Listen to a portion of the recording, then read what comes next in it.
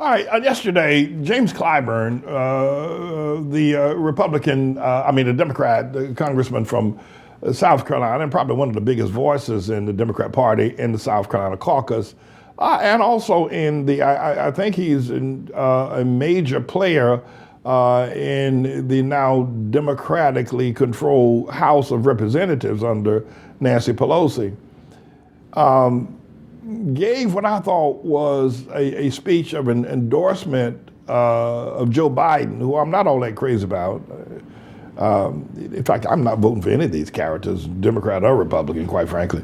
But I think that the speech he gave yesterday was couched in a plea to America that we must remove Tribulation Trump. And he found a way to wrap Biden and his relationship and his wife, I think her name is Emma, I'll be corrected if that's wrong, relationship with Joe Biden over the years. But what I heard from James Clyburn yesterday, Jim Clyburn, was a major plea to America. We must get rid of Trump.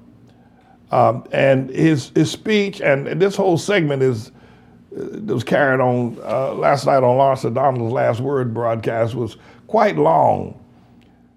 But yeah, I want you to see how Clyburn was able to get into a mode of both, I think, that of a preacher and a politician and a humanitarian.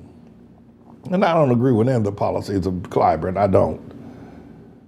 But I want you to listen to this because I think it's important. It foretells just how critical, and if Trump wins again, and if Bernie Sanders runs away with the nomination, most people who know politics, even giving Bernie Sanders the benefit of the doubt, don't think that he's going to be able to defeat Trump. They just don't. But the problem is now with the Democrat Party is that Bernie Sanders is now dominating. And if he gets the nomination, Trump is going to be able to trounce him. And because the people that are needed to vote Trump out of office would rather go with Trump than Bernie Sanders, even though they don't like Trump either. But they're just not going to go with. So Jim Clyburn yesterday was saying, please defeat Sanders, move him, get him out, take him down, and let Biden, as weak and inconsistent as he is, become the nominee of the Democrat Party. Because he can, even though he's uncharismatic, he's not forceful, he can still beat Trump in the areas of Florida, Pennsylvania, Michigan, and Wisconsin. Mr. Engineer, roll that clip. But first, we begin with the presidential campaign in the final days before the South Carolina primary on Saturday. Pete Buttigieg deleted a tweet yesterday mocking, quote, nostalgia for the revolutionary politics of the 1960s. Presumably, Pete Buttigieg, who was born in 1982, deleted that tweet after someone told him that the revolutionary politics of the 1960s represent the single most honorable, most important, and most dangerous period of protest in the 20th century. People were being killed then because they participated in civil rights protests.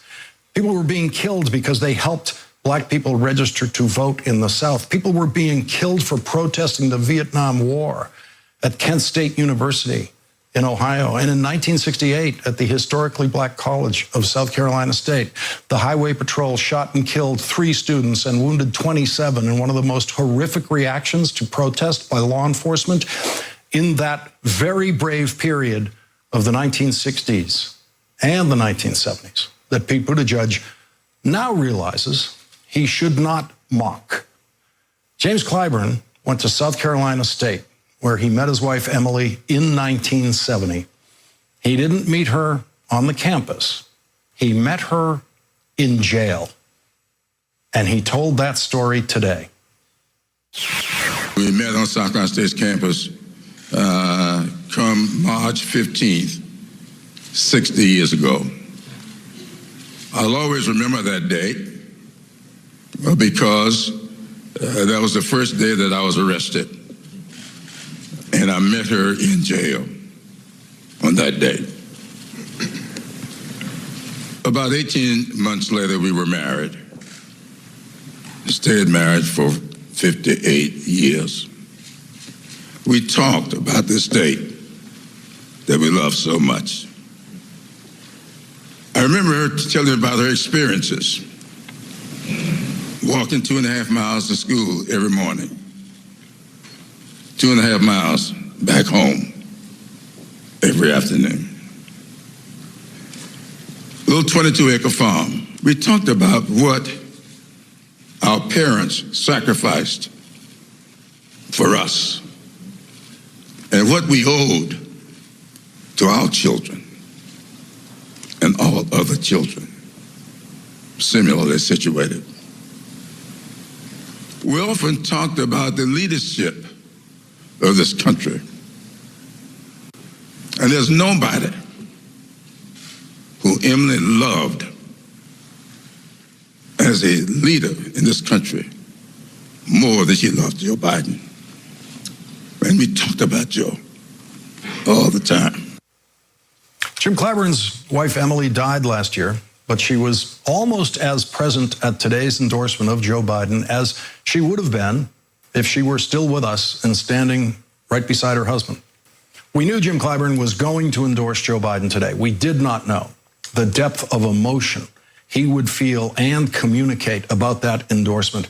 He told the story of attending a funeral last Friday in a rural part of the state, Richland County, and he described his conversation with a woman he called an elderly lady in her upper 80s. That was his phrase. Now, you have to be at least in your upper 80s for Jim Clyburn to consider you elderly because he is 79 years old. Here is what that elderly lady said to Jim Clyburn. She beckoned to me, didn't say a word, just beckoned. I went over to her. She says, lean down. I need to ask you a question. And I leaned down. And she said, you don't have to say it out loud. But you just whispered into my ear. Who are you going to vote for next Saturday? I've been waiting to hear from you. I need to hear from you. This community wants to hear from you. I decided then and there that I would not stay silent. And I've been saying to the media, I've known for a long time who I'm going to vote for. But I had not decided whether or not to share it with the public. But I want the public to know that I'm voting for Joe Biden. South Carolinians should be voting for Joe Biden. Jim Clyburn is the highest-ranking Democrat in South Carolina. Jim Clyburn's endorsement is the single most sought-after endorsement in any of the Democratic primary states. Most endorsements don't mean much. They really don't. But that elderly lady isn't the only South Carolina voter who wants to hear from Jim Clyburn. 4 years ago, Jim Clyburn endorsed Hillary Clinton a week before the South Carolina primary, which she then won 73% to Bernie Sanders' 26%. Jim Clyburn endorsed John Kerry before the South Carolina primary, which he won 61% to 19% over neighboring Senator John Edwards of North Carolina. Jim Clyburn's endorsement today covered some areas of policy agreement with Joe Biden, and he expressed his trust in Joe Biden this way. I know Joe. We know Joe. But most importantly, Joe knows us. In the end, for Jim Clyburn, it all came down to Joe and Emily. I know his heart. I know who he is. I know what he is. I know where this country is. We are at an inflection point. On that day that I met Emily, I went to jail around 10 o'clock in the morning, and I was discharged from jail, bailed out around 5:30 in the evening. When I sat in jail that day, I wondered whether or not we were doing the right. I'm going to hear the rest of Clyburn. I have to tell you that I'm a product of the 60s. I grew up in the neighboring state of South Carolina, which is North Carolina, and those 3 students that were shot at South Carolina State was a very painful time. And you know, if you could go to college as a Hamite person, such as Clyburn and his wife Emily, in the 60s, first of all, it represented your family had a little privilege, just a little bit of money. Maybe they had more potatoes than the people down the street. Because oftentimes, you know, preachers and schools were paid with sacks of potatoes rather than money. I go back that far. I go back to the point where I don't want, you know, they would bring to the church, because the people didn't have dollar bills, they would bring a slab of fat back. Angela Kane knows what I'm talking about. They'd bring a bag of potatoes to the preacher, and, you know, maybe they'd cook a chicken and they'd bring it for, you know, so he could live. Or maybe they'd bring a gallon of gasoline. And oftentimes going to these schools like South Carolina State and Fisk and Shaw University, you know, sometimes you'd bring some produce from the field to pay for your education. So I have to relate to Clyburn. He as a young, I guess he was 19, 20 years old, joined the protest and got arrested March 15th. And his wife got arrested. They didn't even know each other. They met in jail. That's a pretty compelling story for them to have met in jail, got married, and stayed married for 58 years. She just died last year. But I think the reason why I'm playing this entire segment is because I think that what Clyburn is saying, we've lived through some tumultuous time, and anybody lived through. I remember the Kent State shooting. The National Guard shot 4 white students in Kent State, Ohio University. I actually went down to Washington to protest. And believe it or not, I got on a bus and I went down to Washington to protest the killing of the Kent State students. I absolutely did. I was sponsored. Somebody sent me down there. And I traveled down there with a businessman and his wife. His doctor was a medical student at Georgetown University. And after the event down there, protested that we had a meal that night in Georgetown at one of the French restaurants. First time I had eaten crepe Suzette was at during that protest. So I go back, and so Pete Buttigieg also making the statements regarding the 60s. It doesn't know what he's talking about. That was a very poignant time. The 60s were so powerful. I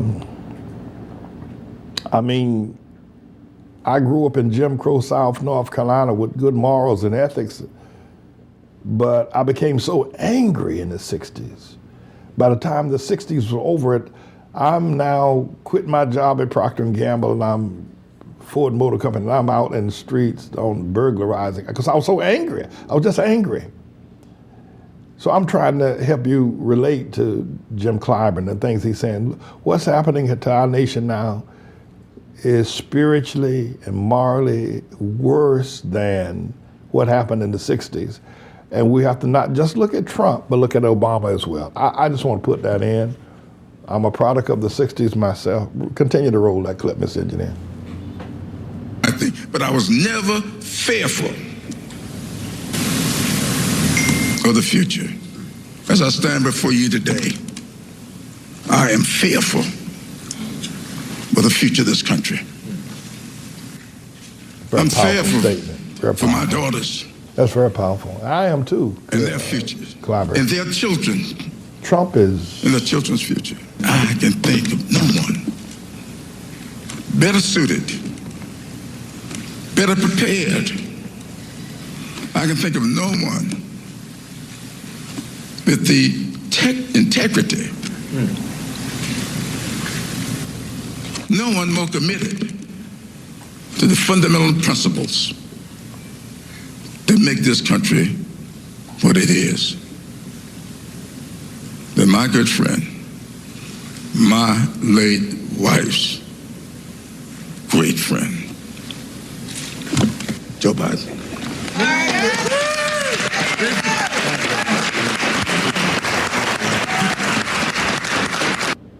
Joining us now is the Honorable James Clyburn, Congressman of South Carolina and the House Majority Whip.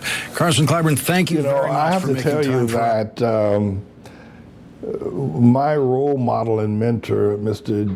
John Thomas Peterson, looked like Jim Clyburn, except he had no hair. I guess he was just clean on the top and shiny head. He had a little bit more charisma than I think Clyburn had, but he looked like him, and it reminds me of my principal, that man that I looked up to, who led our school there in segregated North Carolina against the oppressive days of the Ku Klux Klan and the colored water fountains, and et cetera, et cetera, et cetera. So I relate there. I think that what we can move on from this video, Mr. Engineer. Clyburn said something there and throughout all of that going on in the 60s with the fire hose, Bull Connor, and the shootings and the killings of college students on college campuses, nobody was afraid, and we weren't. But what Tribulation Trump is doing now, and what the white supremacists are doing to support him now, makes men like Jim Clyburn, who was willing to go to jail, willing to be shot at, but still had no fear, very fearful for our nation. It is sick. It is sicker than sick what the white supremacist senators and other business persons and Tribulation Trump and that MAGA hat wearing people are doing. They are demonic. You know, the LGBT crowd is a demonic crowd. Bullies. They're perverted. They're sick. They're twisted. They're looking for sexual pleasures in all the wrong and condemned places. They are sick, the LGBT crowd. But that MAGA hat crowd, that Trump supporting crowd, that crowd that support Trump's, the LGBT crowd is Obama's, but the MAGA hat wearing, they're just as sick, they're just as perverted, they are demented, they are as evil. You see them people wearing that red hat supporting Trump? You're looking at an evil, God-forsaken group of people. And the thing that I think that makes Clyburn so concerned is that even in the days when we had to drink from the colored water fountain, we knew that the Constitution said that one day we could all drink together from the same water fountain. And that day gave us hope. But that crowd that's with Tribulation Trump, that MAGA hat crowd, that people, those men and women, those white supremacists, and they may not call themselves that, they are racist, they are demented, they are sick as hell. They're sicker than the LGBT crowd. Supporting Trump, they're saying tear up the Constitution, tear up the rule of law, tear up everything so we can be rulers over black and brown people. Showing no mercy that the Ku Klux Klan of the 30s and the 40s of the Great Depression were too gentle. And the Dixiecrats were too gentle on these black and brown people in the 50s, 60s, and 70s and gave them their voting rights through the Constitution. And what you see these white men who support Trump now are saying, like Sean Hannity, they're saying that the Japheth man was too easy on the black and brown skinned man back in the 60s and 70s and gave him access to the Constitution. Well, let's rip up, they're saying now, the Trump supporters saying, let's rip up the Constitution. Let's rip it all up. And we'll just have a king and a dictator in Trump. Let's rip it all up. Rip it all up. And there'll be no laws except whatever Trump says is law. And Clyburn says he's never been afraid before. Never been afraid before until he saw. Well, I have to take exception because I'm not afraid, but I understand the spirit of what I see the LGBTQ people doing. Obama set them up. I don't know if you've seen my piece that I did with Hassan Campbell. But he was another young man that spoke clearly and unmistakably about the evils of Obama. He set up the LGBTQ. And what the LGBTQ people have done is they have ripped up the Bible. They've ripped it up. Ripped it up.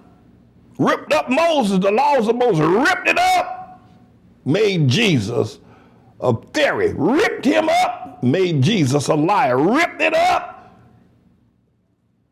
and made Jesus a candidate to be married to Peter. Ripped up the word of God, these LGBTQ people did. That's what Obama did. So we got no Bible now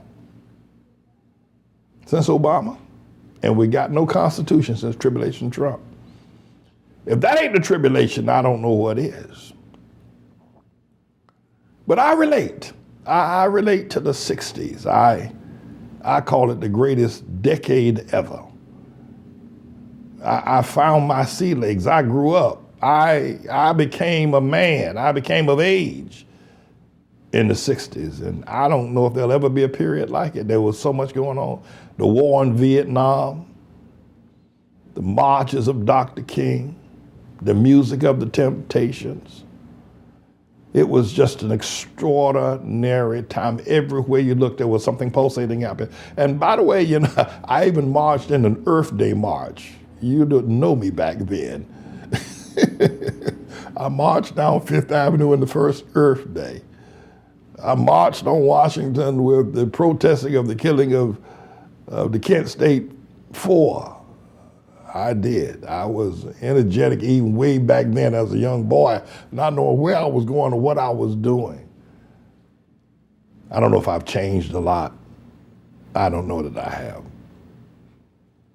But I thought I would share that. This is a bit of a news blog we do, looking at spiritual wickedness in high places for the most part, making some observations about it and giving people a biblical foundation to the way of interpreting, rather than have Sean Hannity or Laura Ingraham or Janine Pirro or Anderson Cooper or Rachel Maddow or Don Lemon, Rush Limbaugh interpret what's going on in the world. You come to me and I'll tell you based on what the Word of God says.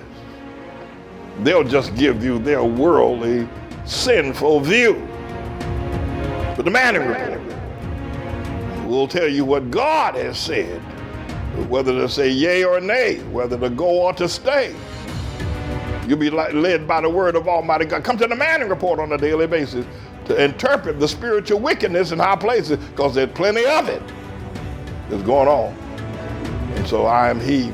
I'm the Lord's servant, James David Righteous Rebel Manning, and I'm here to serve you with news and information.